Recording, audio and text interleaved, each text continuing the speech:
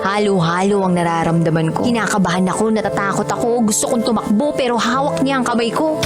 Iba't ibang babae, iba't ibang conversations.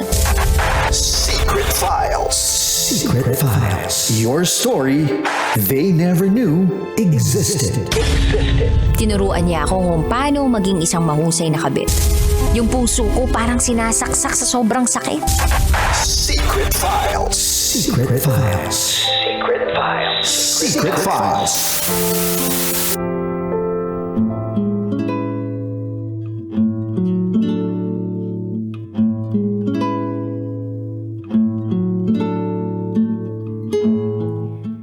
And now, it's time for DJ Rocky's Secret Files.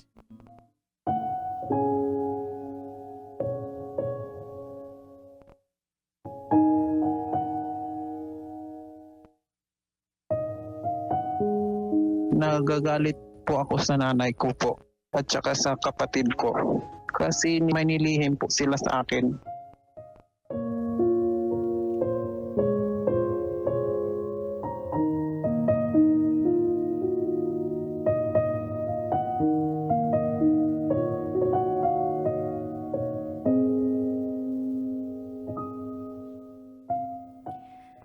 Magandang tanghali, DJ Rocky. Itago mo ako sa pangalang Binsoy. 22 years old. Taga Masbate. At ito ang aking secret file.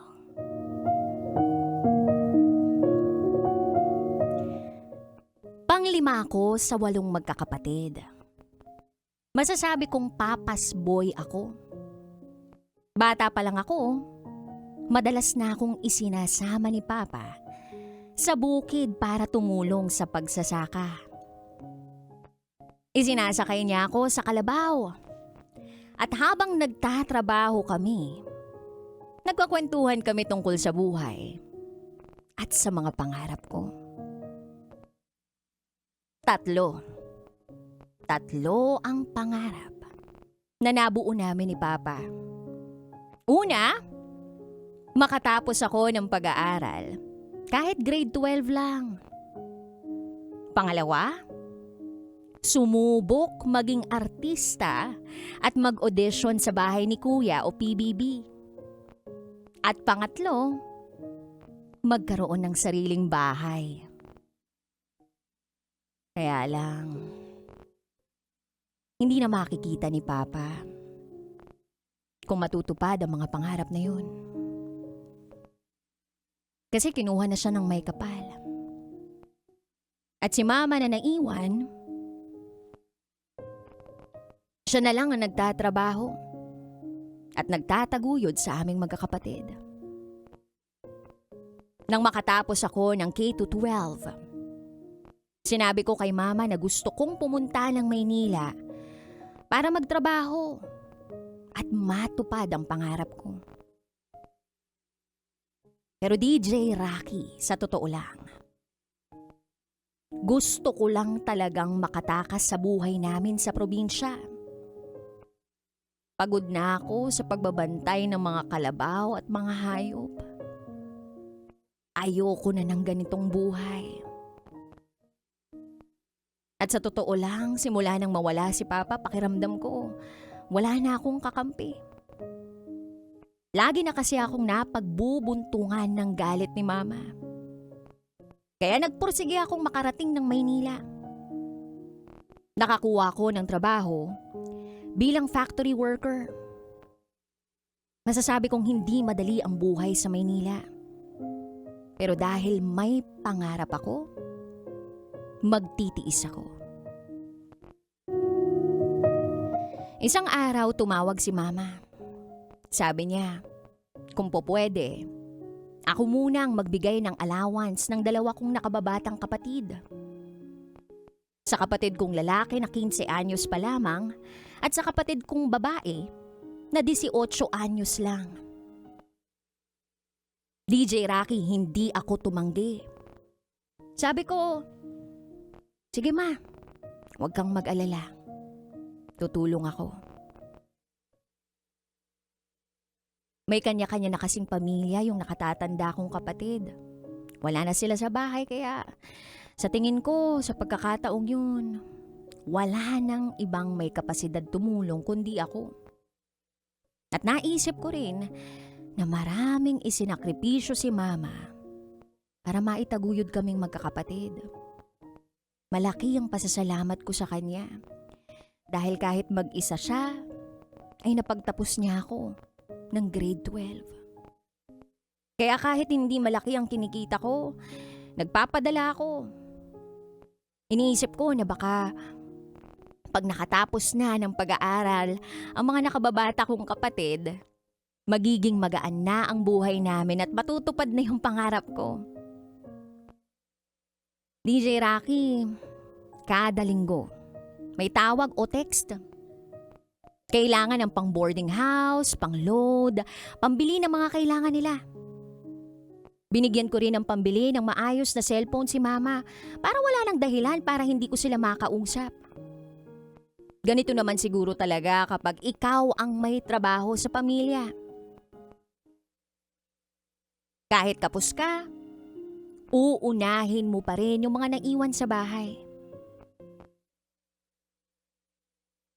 Minsan nga lang, nauubusan na rin ako para sa sarili ko. Pero okay lang. Okay lang, pamilya ko sila eh. Tuloy lang ako sa pagtatrabaho at pagpapadala ng kailangan nila. Pero ang hindi ko alam, habang ginagawa ko ang lahat para sa pamilya ko, may isang katotohanan pala silang hindi sinasabi sa akin. Napaisip ako, bakit? Bakit nila inililihim sa akin ang bagay na to? Bakit?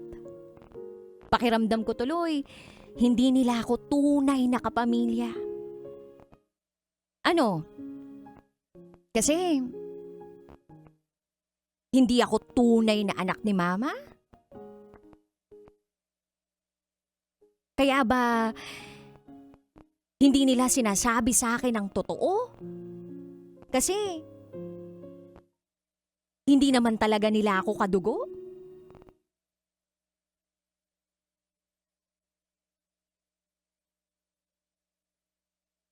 Nagsimula lang po nung nawala yung papa ko.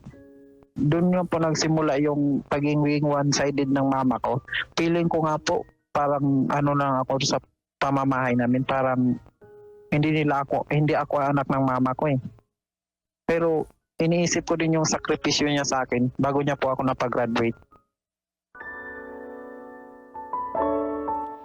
Para kay Binsoy, pangarap at pamilya niya ang dahilan kung bakit siya nagsisikap sa Maynila. Kahit maliit ang sahod, nagpapadala. Kahit kapos, nagtsatsaga. Dahil para sa kanya, pamilya ko sila. Pero paano ka gagalaw sa isang pamilyang hindi mo ramdam na ikaw ay mahalaga? O ramdam mo lang na may halaga ka kapag may kailangan sila?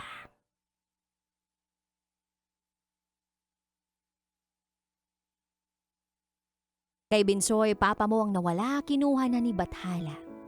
At meron ka pang mama na humihinga pa, pero bakit ganun? May mama ka nga. Pero may pagkakataong hindi mo maramdaman na anak ka niya. Ano kaya ang inililihim kay Binsoy ng kanyang mama?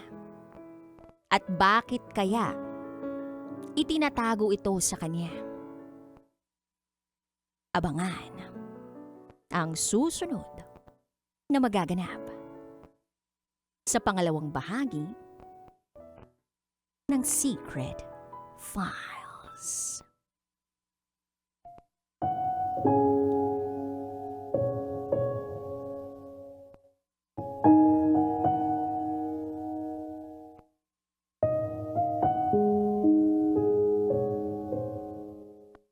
Yung dalawa pong kapatid ko, babae at saka lalaki, pinapaaral ko po.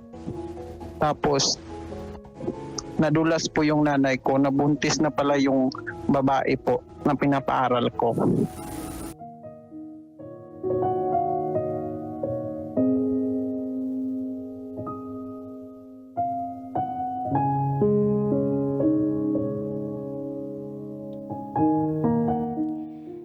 Buntis.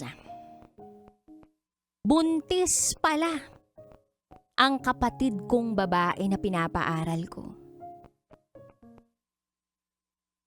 Masakit malaman ang katotohanan. Nalaman ko lang yun dahil nadulas si mama. Hindi dahil gusto niya talagang sabihin sa akin. Habang ako rito sa Maynila, kumakayod at nagsasakripisyo para may maipadala sa kanila. May ganito palang malaking bagay na hindi nila sinabi sa akin.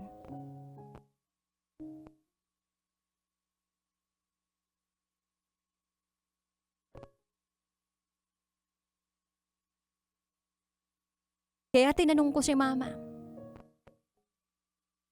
bakit niyo inilihim sa akin? Pero hindi siya umimik. DJ Rocky, para siyang naging bingi. Na para bang walang naririnig. Doon ako lalong nasaktan eh. Nakakapanghina. Kaya sabi ko, hindi na muna ako magpapadala ng pera.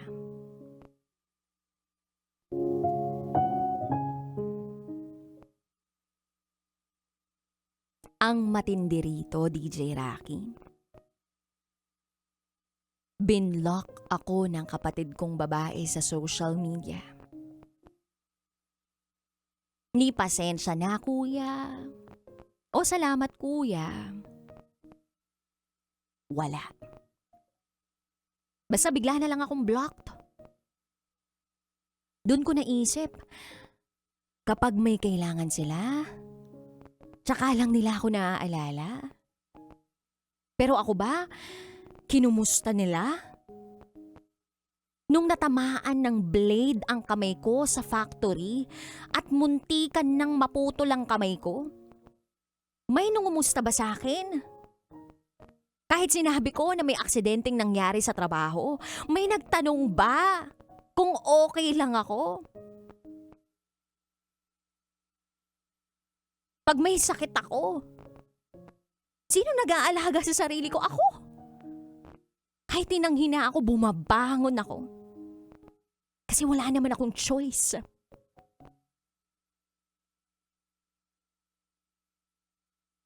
May cellphone sila na ako mismo bumili. Para sana madali kaming makapag-usap pero wala man lang ni huwag mong pabayaan ang sarili mo ha. O mag-ingat ka sana ha.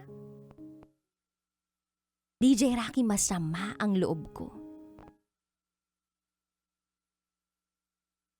Kasi pakiramdam ko niloko ako. Padala ako ng padala sa pag-asang makakapagtapos ng pag-aaral ang kapatid kong babae. Iniisip ko, kapag nakatapos siya kahit papaano, gagaan din ang buhay namin. Tapos malalaman ko, buntis pala siya.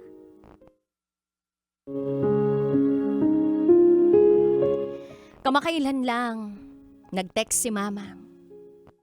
Kung pwede raw, umuwi ako sa Masbate.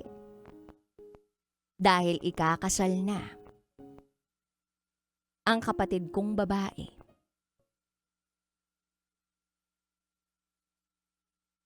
Pero parang hindi ko pa kayang umuwi. Hindi dahil ayaw kong umuwi sa kanila. Nandito pa rin kasi yung sakit eh. Pakiramdam ko, hindi nila ako itinuturing na bahagi ng pamilya. Gusto ko lang namang maramdaman na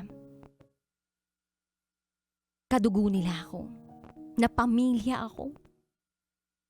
Gusto ko lang maramdaman na anak din ako, na kapatid din ako, na hindi lang ako yung taong kailangang magpadala kapag may kailangan sila. Kaya ngayon gusto ko munang mag-focus sa sarili ko. Lalo na pakiramdam ko mag-isa lang ako. Sayang lang. At wala na si Papa. Kung nandito siya, siguro may makakausap ako. May kakampi ako. Pero kahit wala na siya, hawak-hawak ko pa rin ang mga pangarap na nabuo namin. Makapagtapos ng pag-aaral kahit grade 12 lang, natupad ko na. Ang mag-audition sa PBB, sinubukan ko na. At ang magkaroon ng sariling bahay, pinagsisikapan ko pa rin hanggang ngayon. Sana, balang araw, matupad ko rin yun. Pero DJ Rocky, higit sa pagkakaroon ng sariling bahay, gusto ko ring magkaroon ng tahimik na puso. Sana dumating yung araw na mapatawad ko si Mama.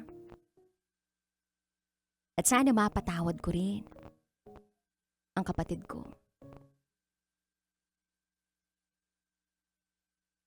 Kasi kahit nasaktan nila ako, alam ko sa sarili ko na hindi ko naman sila kayang kamuhian habang buhay. Pamilya ko pa rin sila. Napagod lang siguro ako. Pero mahal ko pa rin sila.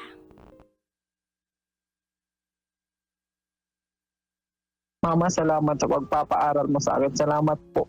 Salamat sa sakripisyo mo sa akin. Kahit naging one-sided ka man sa akin, mahal na mahal kita, Mama. Sana balang araw magkabati tayo or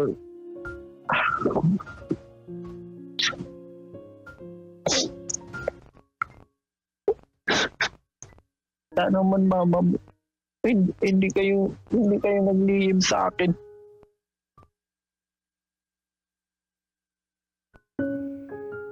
DJ Rocky, hanggang dito na lang po muna. Muli, ako si Binsoy. At ito, ang aking Secret 5.